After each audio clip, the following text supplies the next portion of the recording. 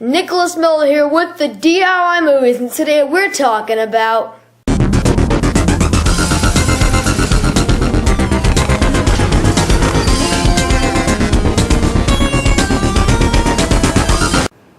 as you saw about my little nifty intro. No, not really, I just did that in about 10 minutes. I know it's really bad. Basic red texture with a portal to teaser trailer in the middle. It's not really the best, but oh well. Okay, so this is so far your insight guide on Portal 2. I'll be talking about, well, basically some of the testing elements the new testing elements, I should say, in Portal 2, and also just a little bit of the story. Okay, so Portal 2, well, no, let's go back to Portal 1. At the end of Portal 1, you defeat, or basically kill, Gladys, the big giant computer that hangs from the wall and has been making probably, how long did Portal take place? I don't know, few hours? Making those few hours of your day a living hell. Well, you kill her at the end of Portal, and then you fly up out of the roof, end up on the Portal parking lot. You end up on the Aperture Science parking lot, and you're knocked out. And then in Portal 2, you will wake up about 100, 200 years in the future. Many generations. I don't know how long Shell survived. Probably she was in a cryogenic sleep. No one really knows. And now, well, you have woken up and, I don't know, probably you go back to the Aperture Science Center, or probably you're still in the Aperture Science Center. I don't really know. The endings of the games, ending of Portal and the beginning of Portal 2 don't really match up to me, but oh well. Okay, so you wake up, and the first person you meet, it's not really a person, but you meet I'm calling it the personality module, or you just call it personality sphere, whatever you want. It's kind of like the logic sphere, which told you the cake recipe, but this guy, he talks, he seems pretty nice, he sounds kind of like a mix of Canadian and Australian, just saying. And you guys go to, well, GLaDOS's resting place, and you find that she's putting herself back together, and that she's actually putting the labs back together. And then the gameplay cuts off at that, so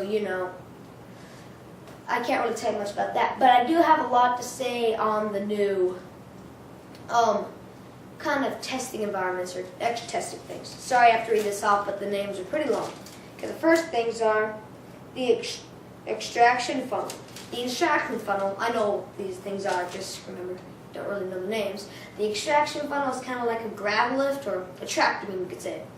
Once you go down into the tractor beam, it really slows gravity down, and you're being kind of pushed along the tractor beam's current.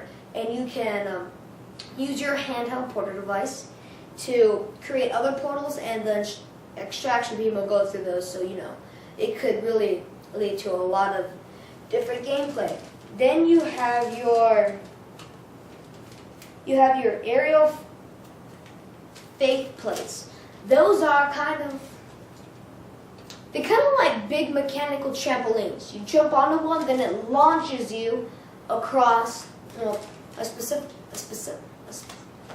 I don't know how, an area, you could say. And then you just bounce to other places. And then there is the thermal discouragement beam, which is basically like a big laser that will really hurt you, and you could manipulate the laser's shooting area by these Aperture Science weighted storage cubes, except they're not really meant for storage, but they have a set of mirrors in there that let you manipulate the beam, and they can really do a lot of damage if you aim them at the right things. Now you have your I don't know how to say this, humidic delivery vent, which is kind of like a big vacuum, and you could just plot a portal right under the vacuum chamber, and then plot another portal, let's say at a group of turrets, and they'll be sucked in an instant vacuum. Now you have kind of the neater things. You have your I'll just start with the propulsion gel. It's an orange gel that basically goes on the floor, and when you run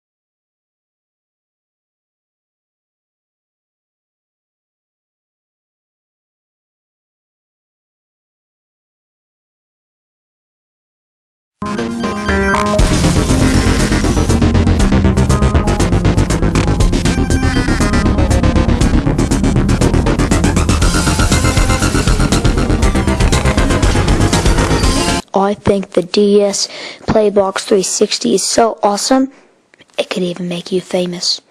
Like me. I love the DS Playbox 360.